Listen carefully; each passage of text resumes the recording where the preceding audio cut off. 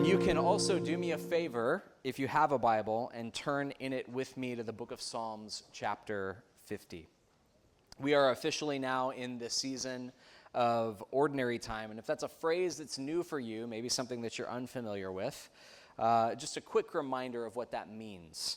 So the Christian calendar, the church year, has two sort of movements within it. The first movement traces the story of the life of Jesus. It begins with Advent, and it moves to Christmas, and Epiphany, and Lent, and Easter, Good Friday. This follows the story of Christ from his incarnation to his baptism, his death, his resurrection, his ascension. And as a church, during that cycle in the liturgical year, we tend to focus on the gospel readings that are tied to the events in Jesus' life. We tend to preach through the Gospels as they're read in our worship. But after that, we move to a different season, the other half of the church calendar. It's sometimes called Trinity Tide or Ordinary Time. The color switches from purple and white and red to green. Sometimes people just call it green time as a way of acknowledging that there's going to be green on the altar for the next 6 months. And this is a season that focuses on the slow growth and expansion of God's kingdom, on the quiet work of transformation. It's the longest season in the church calendar. Advent is 40 days, Lent is 40 days, Easter is 50 days, but ordinary time takes us all the way to November. It's about 6 months. And this feels profoundly attentive to our human lives, because most of life as it passes is just ordinary. Most of life is boring. There are mountaintop moments. There's graduating college, there's getting married, there's starting a business, there's the birth of your child. But these moments are few and far between. Who you are is largely the result of all of the ordinary days that have stacked up and accumulated. It's kind of like your cholesterol levels. When you go to the doctor, the one steak will not be the thing that puts your cholesterol over the limit. If you choose to have steak for lunch, that will not be the thing that did it for you. It will be all of the steaks you've eaten over the last year.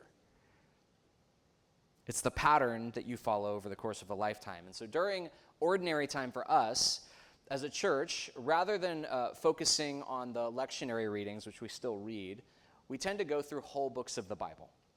This is the time where my training at Reformed Theological Seminary comes out, and we go verse by verse largely through big chunks of Scripture. And so we're going to go through 2 books of the Bible during ordinary time, and then we'll have a standalone series on the Apostles' Creed that we'll be doing. So in the fall, we're going through the book of Ruth, and for the rest of the summer, we're going to be exploring the book of Psalms. We will not finish the Psalms this summer, because there's 150-something, and there's only a few weeks in summer.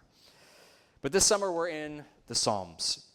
And I found myself increasingly relying on this part of the Bible when I sit with people in pastoral counseling. So often, life confronts us with these realities that just feel beyond our capacity to navigate. We find ourselves at a loss of words.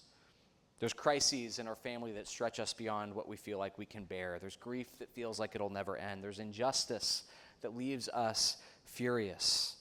And more often than not, when I find myself sitting with people struggling with these things, I just say, you need to read the Psalms. Everything that the Psalms say, you are allowed to say as you face this moment in front of you.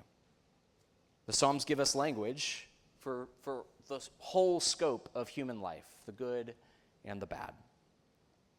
But there's also moments where the Psalms don't so much give us language, but they become God's voice to us, shaking us out of moments in life where we have become complacent, where we've become too comfortable with what should make us uncomfortable. And the passage today is one of those passages. It begins by telling us that this is a psalm of Asaph. Asaph was a figure in the Old Testament who had been charged with the worship of the people of Israel. He was the grandson of Samuel the prophet. And so he has sort of 2 reputations. One is as a prophetic voice, and the other is as a musician. And so it makes sense that this psalm carries his name. Because in it, this song is a prophetic assessment of Israel. Asaph speaks on behalf of God to criticize Israel for the ways that they have fallen short. But if you were paying attention as it was read, it takes him a while to get to the point. And it feels like this psalm is actually designed to build tension and almost to produce anxiety in the people it's addressing. One of the quickest ways that you can derail my whole day, so please don't do this now that I'm giving you insight, is to send me a text and say, hey, can we talk? Because I'll almost always follow up with, sure, could you give me an idea of what it's about? Because in my mind, it only goes in one direction. The reason you want to talk is because there's something that has happened that is bad enough that you can't tell me over text, or you're so mad at me that you feel like you need to say it in person to my face. And I know I'm not the only person who responds in this way. The invitation to talk without context, it just produces anxiety. Whether it's fair or not, my mind automatically assumes the worst when that's what is sent my way. And the psalm kind of does this. It's God saying to Israel, hey, can we talk? And then it takes about 15 verses before God tells them what he wants to talk about. It starts with God speaking. He summons the whole earth. And then in verse 7, he says, listen, my people, and I will speak. I will testify against you. So we know that God doesn't have something positive to say. There's something that Israel has done wrong that needs to be named. But instead of jumping into that, he actually moves to what they're doing right. He says, I bring no charges against you concerning your sacrifices or concerning your burnt offerings, which are ever before me. Liturgically, ritually, in terms of keeping the ritual laws of Israel, they're doing great. It's not until verse 16 that the problem is actually named. And this is what God says, to the wicked person, I say, what right do you have to recite my laws or take my covenant on your lips? You hate my instruction. You cast my words behind you. When you see a thief, you join with him. You throw in your lot with adulterers. You use your mouth for evil and harness your tongue to deceit. You sit and testify against your brother, and you slander your own mother's son. When you did these things and I kept silent, you thought that I was exactly like you. But now I arraign you, and I set my accusations before you. The problem is not the ritual life of Israel. The problem is the life of the people of Israel when they step outside of the temple. They're doing the sacrifices correctly. They're offering the right animals for the right laws and commandments and sins. But there's a massive gap between the way that they keep the commandments of the God they worship and the God that they profess to worship when they enter into sacred space. One of the unique dangers in a church like ours is that we can easily attract and often become the sort of people who become really passionate about ritual precision and not particularly concerned with our own formation. We become fixated on checking the right boxes when we're here. We bow at all the right times. We know when to cross ourselves. You don't even need to read the liturgy off the screen. You've got it memorized.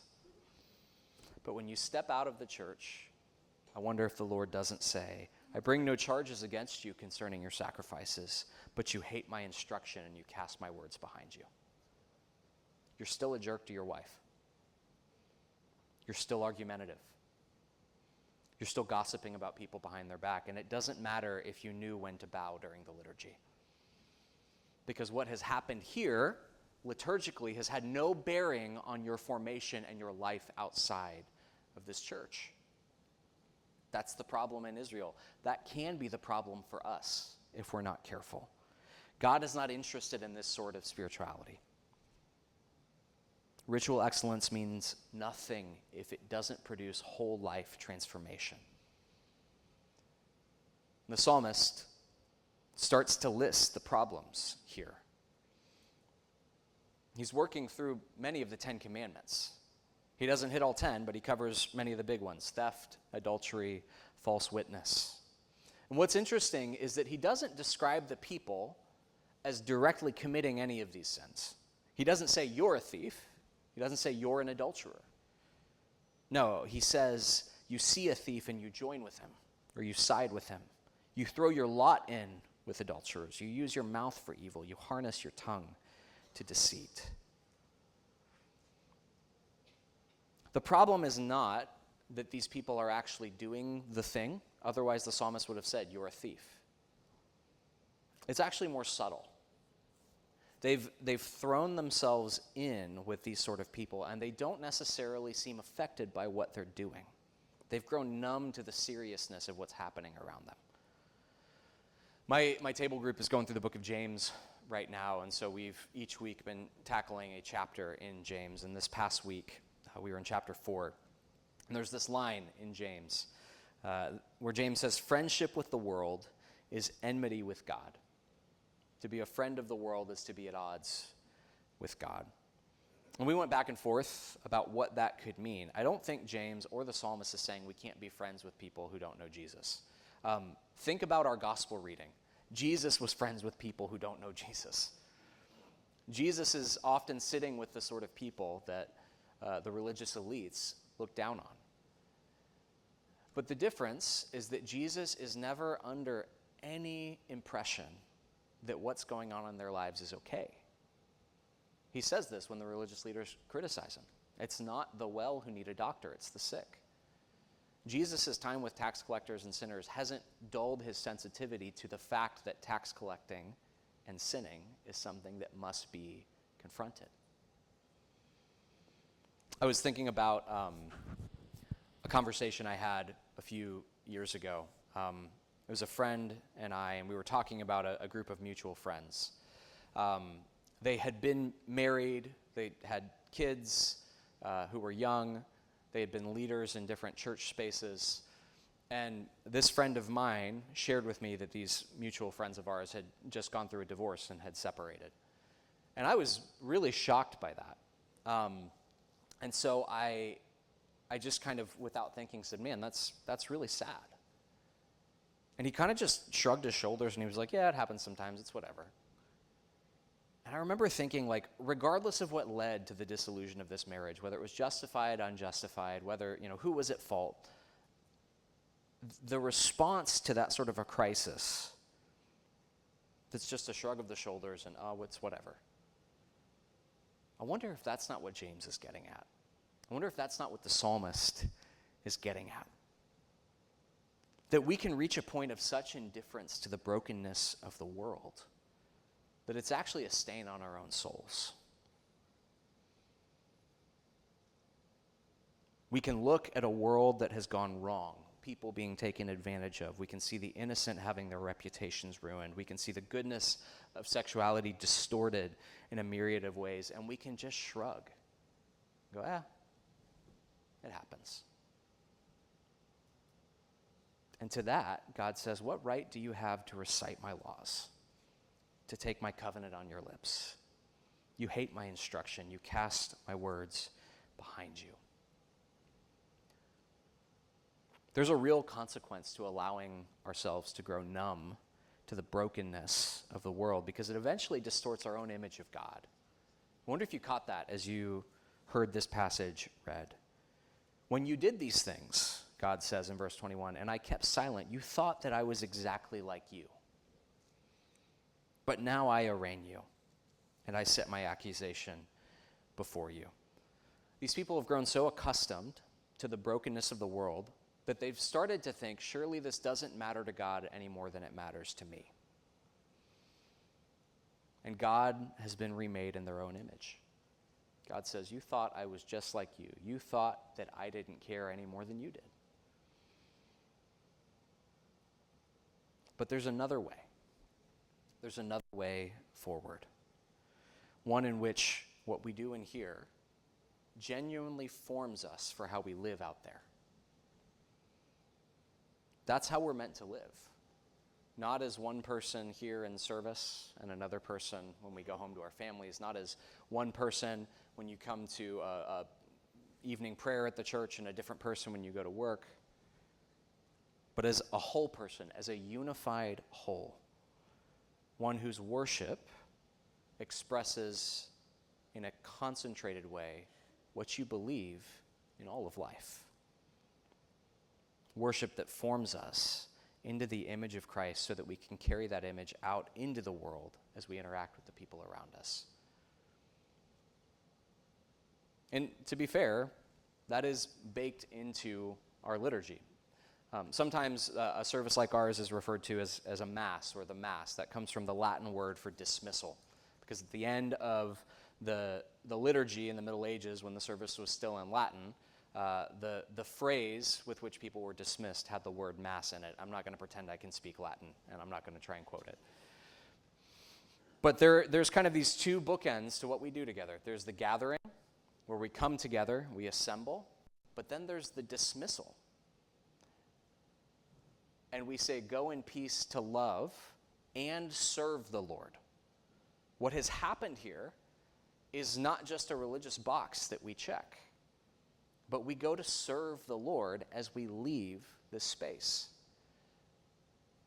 That's what God is after, is a people who are whole and integrated, whose worshiping life and whose daily life reflect completion and the fullness of what it means to follow God with everything. May we be such a people.